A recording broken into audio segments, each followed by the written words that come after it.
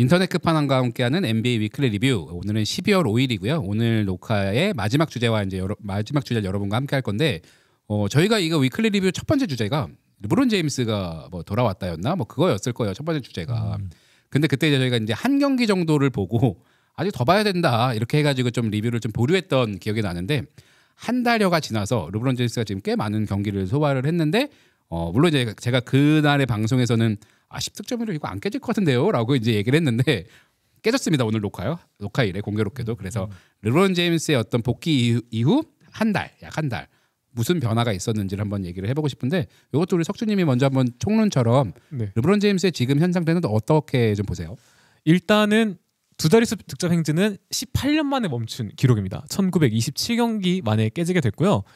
18년 만인데 1297경기 죄송합니다. 1297경기 만에 깨지게 됐습니다. 이게 말이 안 되는 기록인게요. 2위가 조던이에요. 조던인데 866경기입니다. 그러니까 이 격차가 상당히 나요. 그리고 이제 이 기록이 더 대단한 이유는 이 선수가 이제 40을 넘긴 선수라는 데서 찾아야 되는데, 사실 복귀한 이후의 경기력을 보면 공격에서 영향력은 많이 발휘가 안 되는 듯한 모습이에요. 특히 제가 개인적으로 생각하기에는 드라이브가 고장났나? 약간 돌파 옵션을 거의 안 써먹는 듯한 모습이 많이 보여서, 사실 그게 득점 분포도 득점에 좀 준 가장 큰 이유가 되지 않나 싶어요. 이 선수 하면 가장 생각나는 게, 키 작은 선수들은 드라이브로 공략하고 키 큰 선수들은 스피드로 제끼거나 점퍼를 쏴서 공략하는 방식, 이 이지선다를 가져갔는데, 이번 시즌에는 패스를 돌리는 횟수가 굉장히 많아졌거든요. 물론 이게 어시스트가 늘어나면서 전체적인 팀의 어떤 볼 흐름에는 굉장한 도움이 됐지만, 이 선수에게 향해지는 압박의 강도가 얕아졌기 때문에 오히려 역설적으로 이걸 풀어내지 못하는 좀 계기가 되기도 했거든요.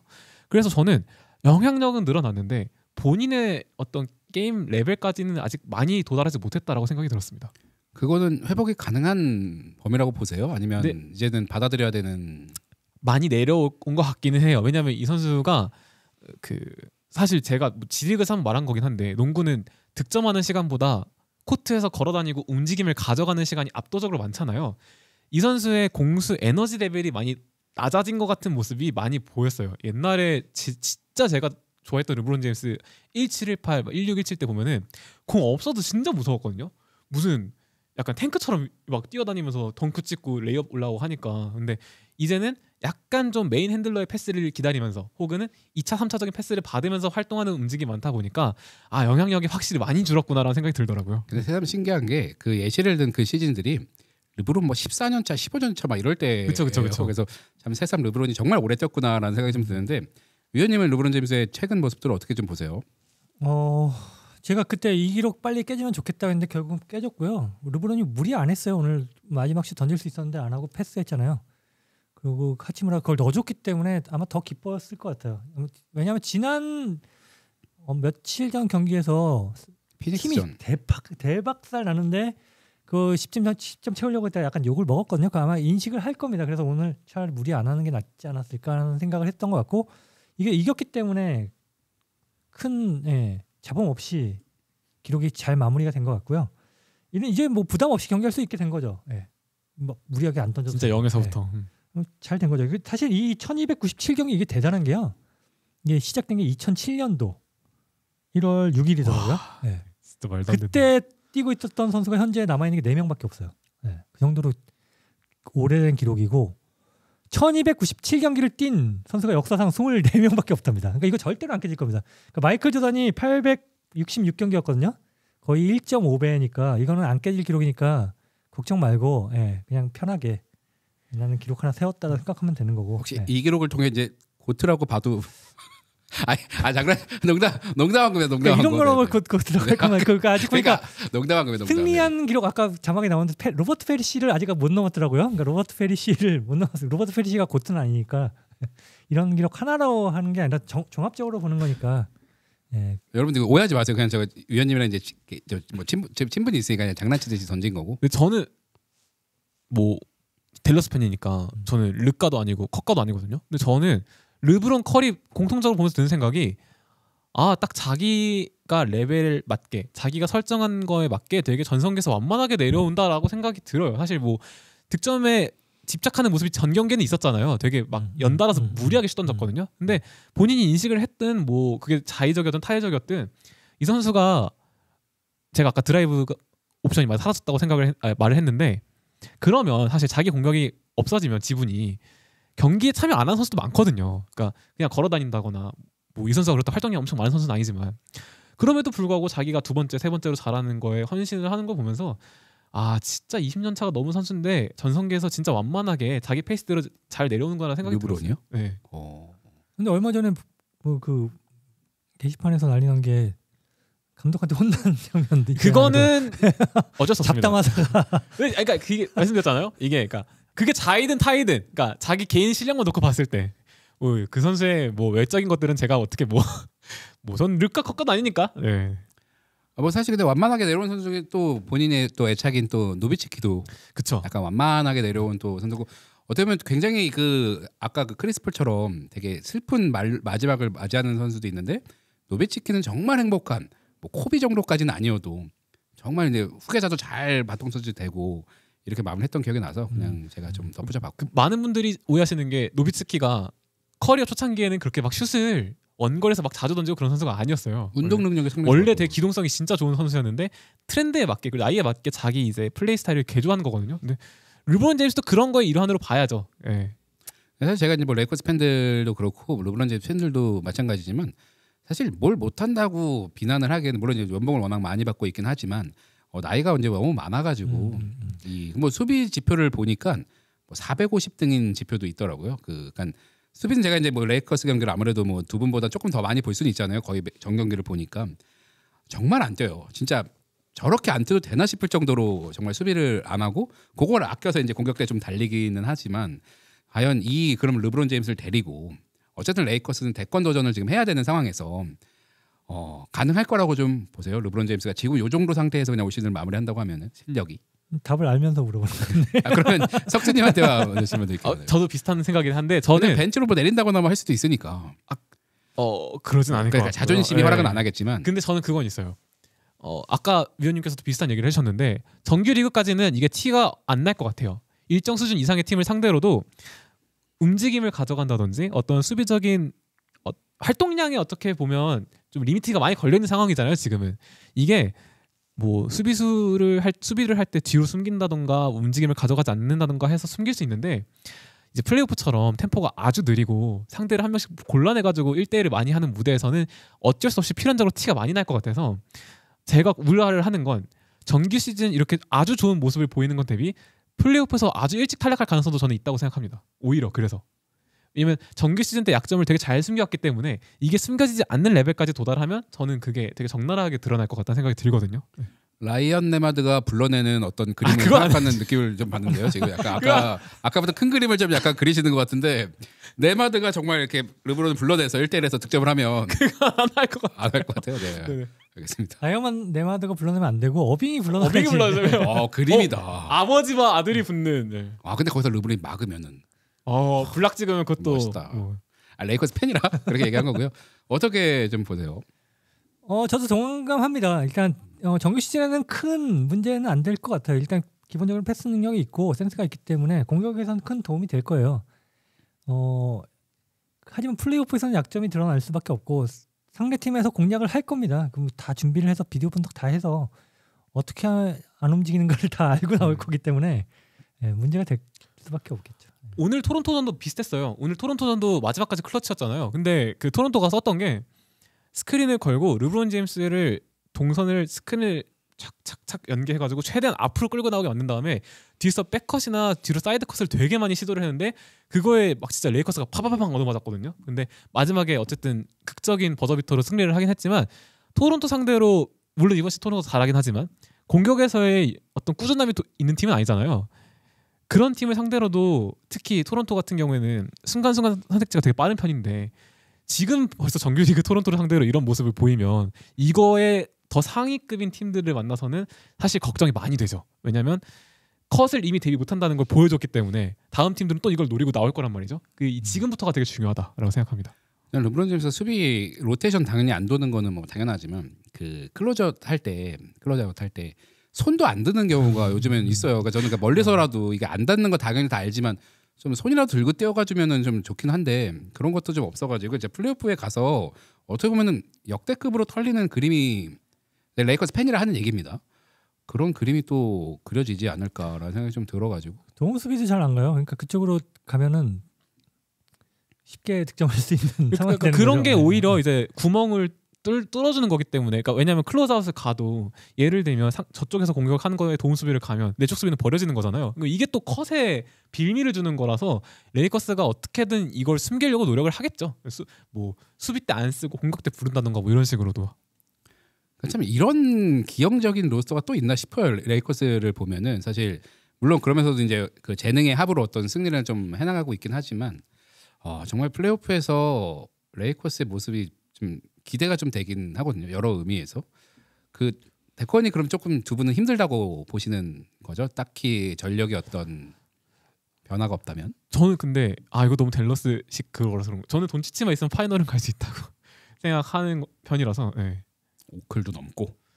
왜냐면 돈치 오클 잘 돈치치 잡았다라는. 오클을 잘 잡아요. 네. 그래서 덴버도 넘고 휴스턴도 넘고 댈러스도 넘고.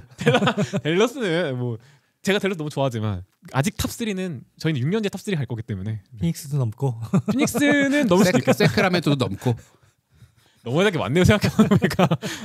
아니 사실 뭐 르브론 제임스 그 저희가 리뷰했을 때 누가 그런 얘기를 하더라고요. 한 경기 보고 뭐 리뷰를 어떻게 하냐 뭐 이런 댓글이 있었는데, 그래도 저는 사실 요즘 레이커스가 진짜 꾸역승도 해가면서 좋은 성적을 기록하고 있지만 그 프린권이랑 뭐 3게임 미만으로 그렇게 막 많은 차이가 지금 나는 상태는 아니어서, 저는 이제 제가 응원하는 팀이지만 사실은 아까 저 서부 4강에도 막 포함시켰지만 과연 그 자리를 끝까지 지킬 수 있을까도 조금 의아스러운 부분은 좀 있긴 있거든요. 근데 저는 정규리그는 이대로 갈 거라고 봐요. 왜냐면 어쨌든 공격이 더 돋보이는 팀 맞잖아요 지금 레이커스가. 근데 제가 생각했던 것보다 레이커스 공격 조합이 되게 좋습니다. 진짜 이번 시즌 너무너무 좋아요 공격이. 그래서 딱히 막 성적이 갑자기 하락하거나 이런 걱정은 부상이 아닌 이상 없다라고 저는 생각합니다. 돈치치와 리브스의 합이 생각보다 괜찮은 너무 것 같아요. 좋아요. 네. 그 돈치치 없을 때도 돈치치 없었잖아요. 없었을 때도 잘하는데. 없었을 때 평균 득점 41점인가 그렇던데. 일단 리브스가 제가 생각하는 진짜 S급 핸들러 레벨까지 올라왔어요. 이게 진짜 말도 안 되는 변화라고 저는 생각하는 게, 공격 루트가 엄청 많은 선수가 아니거든요. 진짜 그 타이밍으로 다 쪼개고 들어가는 유형의 선수지, 이번 선수가 막 화려하게 드리블 쳐가지고 막 3-4명 다 벗겨내고 이런 선수가 아닌데도 불구하고 진짜 그 팀 시스템에 정확하게 녹아들어서 타이밍으로 선수 다 쪼개고 들어가는데, 와 이거 보면서 저게 키 작은 돈치치지 저게. 그런 생각 진짜 많이 했거든요. 파울 뜯어내는 거 보면서. 그리고 케미의 중심에 있는 것 같아요. 팀 케미에. 사실 이게 돈치치와 르브론만 있으면 이게 약간 물론 이제 르브론이 많이 내려오는 상황이긴 하지만 애매할 수 있는 그런 어떤 그런 흐름이 있을 텐데, 리브스가 돈치치랑도 친하고 또 제가 얼핏 듣기로는 브론이랑 가장 또 친하게 지낸 사람 중에 하나가 또 리브스라는 말이 있더라고요. 사회생활 잘하네. 네, 그래서 누가 잘하는 거죠 사회생활? 코트에서만 윤활 역할을 하는 게 아니라 전체적인 이 팀이 이렇게 잘 화합해서 갈 수 있는 거에 대한 그 어떤 윤활 역할을 리브스가 참 잘하는 것 같아서 이제 그 윤활유를 머리에만 좀 발라서 포마드 스타일로 이제 좀 넘기기만 하면은 이제 완벽해질 것 같긴 한데, 그거는 올 시즌에는 계획이 없나 봐요. 네. 근데 저는 이런 게 더 멋있어요. 약간 머리 대충 하고 와가지고 농구만 잘하는 약간. 머리도 혼자 깎는 것 같더라고요. 아까 좀 삐뚤삐뚤해가지고. 근데 저 그건 있어요.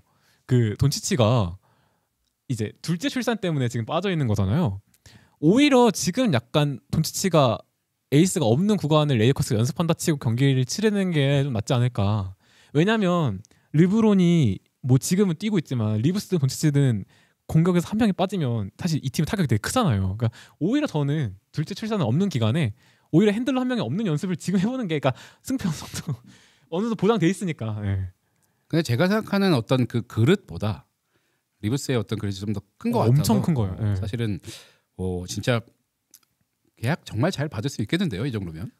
저는 되게 중요한 것 중에 하나가 승부근성이라고 보는데, 리브스 승부근성은 대단한 것 같습니다. 그래서 더 발전을 계속하고 있는 것 같고, 뭐 쫄지 않고 할 거 다 하고 이런 게 저는 이 선수가 성공한 비결이라고 생각을 합니다. 그러니까 드래프트가 높지 않은 선수 중에 이 정도 레벨까지 간 선수가 거의 없지 않나요?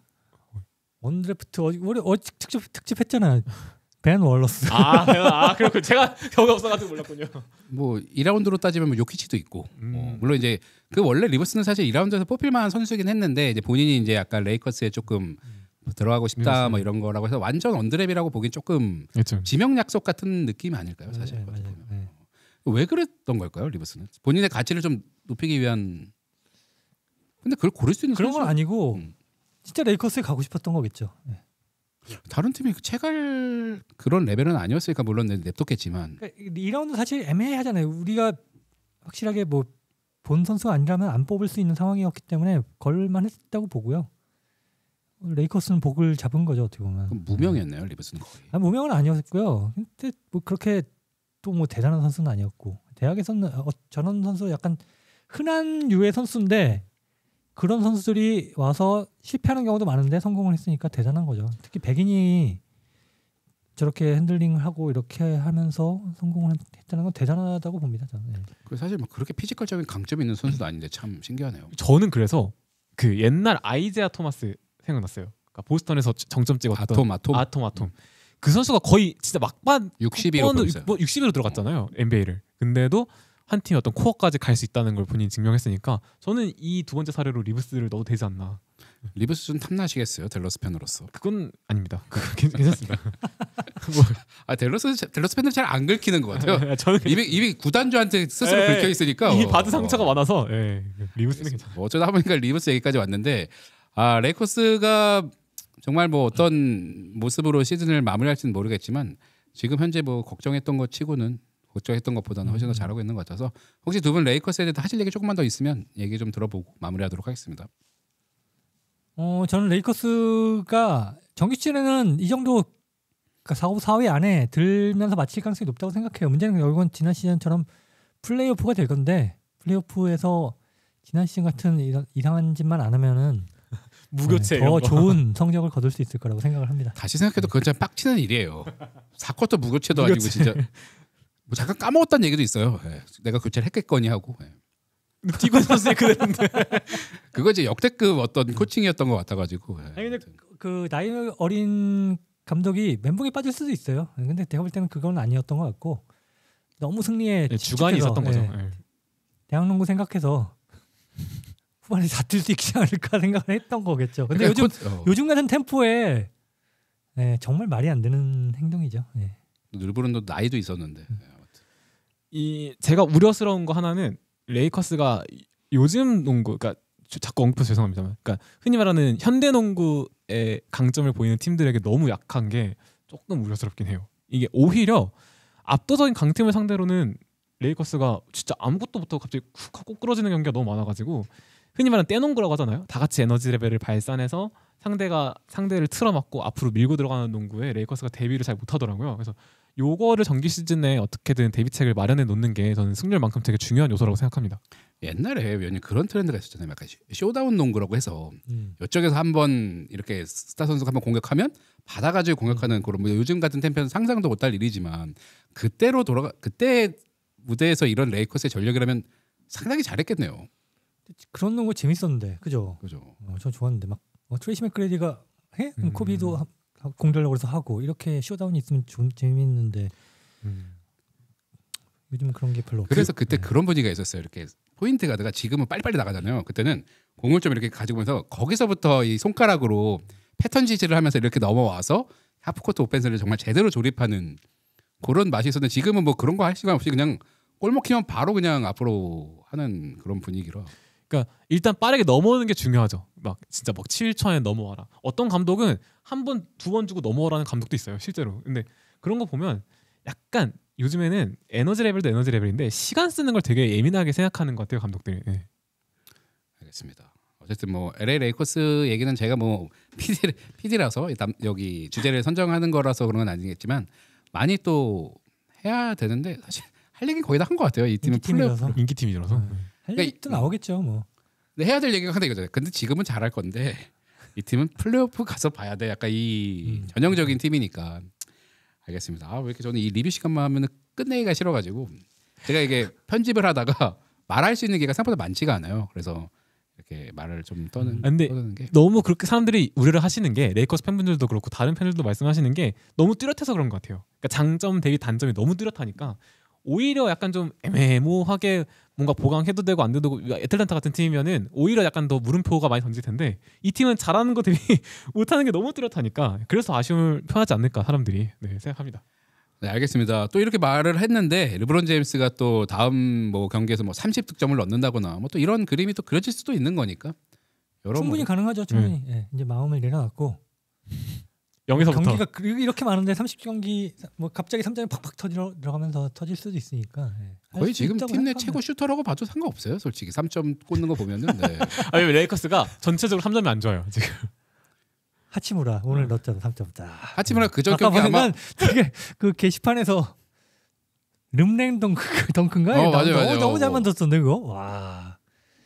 절묘하게 만들었다. 아 그게 이제 그 사당전 슬램덩크 사당전 마지막에 아 네네. 그 이렇게 패스해가지고 서태웅이 리브 쓰고 그러니까 서태웅이 서태웅이 르브론이고. 데뷔를 해서 르브론이고 강백호가 하치무라고. 넘어와가지고 딱 줬는데 하치무라한테 딱 강백호가 기다리고 있는 것처럼 딱 해서. 그리고 아마 최동호 선수가 거기 이제 엑스트라 덩크에서 인그램으로 표현을 해가지고 약간 뭔가 그림적으로. 아 저희가 막간용에서 저희가 다음 이제 녹화가 슬램덩크 특집이거든요. 그래서 슬램덩크 또 재미나게 또 너무 재밌어요. 게스트분들 모셔가지고. 슬램덩크 읽었어요? 그러니까 저는 다 못 읽었어요. 못 읽었는데 그 더 퍼스트 슬램덩크 그걸 너무 재밌게 봐가지고 영화를 3번 봤거든요. 볼 때마다 재밌어요. 더 퍼스트 슬램덩크의 한 100배 정도로 보시면 돼요. 실제 퍼스트 슬램덩크는 한 경기 딱 다른 거잖아요. 네. 근데 위원이 그 발음이 너무 재밌어. 방금 한 경기가 약간 한 경기 딱 다른 거잖아요. 약간 하니까 한 경기에 대한 힘이 쫙 빠지는 느낌이 좀. 왜냐면 다등번호 따지면 거의 7건 분량이거든요. 그러니까 아무튼 네. 알겠습니다. 저희 이제 오늘의 그 위클리 리뷰는 이렇게 마무리하는 걸로 하고요. 저희는 또 다음 주에 또 재미난 소식들과 함께 다시 돌아오도록 하겠습니다. 네, 그러면 여러분들 그때 다시 만나는 걸로 하고 오늘 방송은 이렇게 마무리하도록 하겠습니다.